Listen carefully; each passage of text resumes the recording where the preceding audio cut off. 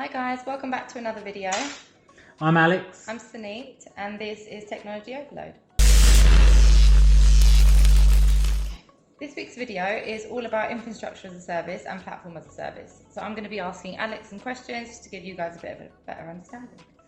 So Alex, the first question, what is infrastructure as a service and what is platform as a service? So infrastructure as a service is more about the, so for example, having a server in the cloud, having the network environment in the cloud, and you look after all of that. So for example, the end user would look after the whole server environment, set up the server, all that kind of stuff. And then platform as a service is more where you just want it to work. So you'd get us to set it up for you, you'd get us to maintain it and administer it. We would do most of the work for you, and you just have to worry about using it and playing with it.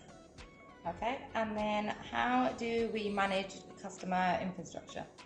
So for us, we mainly deal with platform as a service because of the fact we are a solutions company. So our main goal is to basically take as much work off of your shoulders as possible. So for example, if you get a new member of staff, instead of with infrastructure as a service where you'd have to set them up on Office 365 or you'd have to set them up on the server, you'd have to set them up on everything. With platform as a service and what we offer, we do offer both, but our main thing is platform as a service. Is the fact that you would just email us saying this is the person's name, we've got a form you can fill out, and what you want them to have access to, what you want them to have, and then we go through all the back end of setting them all up on the servers, setting up their virtual desktop if you're using virtual desktop, setting up their email, their permissions, and then also you'd give us their phone number, we would then call them and set them up as well. So we'd go through setting up their computer for them and show them how to use the system. Okay, and then what are some of the advantages in terms of security, storage and backup? So the good thing with using a cloud environment anyway with any provider, obviously it depends on what provider you go with to what security they have. But for example, with us, we literally have all our servers in a tier 3 data center with next gen firewalls and ultra fast 40 gigabit internet speeds. And we also make sure that they're backed up 3 or 4 times a day at intervals to different locations. So if there was, I'm sure some people out there might have heard about the fire recently. If there was a fire in a data center, for example, because we stream all your data straight away to another data center, it would switch over straight away if there was a fire. But then also we back up to another data center. So if worst case scenario, somehow 2 of these data centers failed or got hit somehow with a hack or something, your data is also backed up offsite to another location. So lastly, the other good thing about being in the cloud is the fact that it expands with your company. So in the old days, you'd have to buy a $5,000 server, and assuming you're only going to have maybe 10 members of staff, and then you're thinking, oh wow, we've grown so much quicker, so much bigger than we were expecting. Now we've got to go and buy a $10,000 server. Well, in the cloud, you can just say, I've got 10 more staff. Like, give me more speed, give me more space. You know, and you literally just turn on more speed, turn on more space.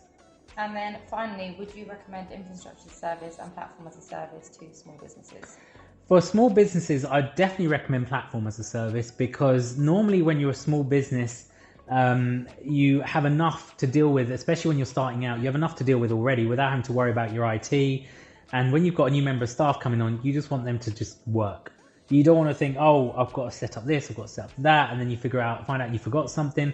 Using platform as a service for a small business is great because it means that you can offload those responsibilities to a company like ourselves.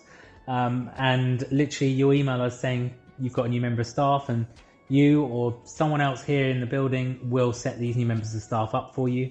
And the other thing is, by having platform as a service, you've got a lot of companies out there have on-site IT, especially bigger companies.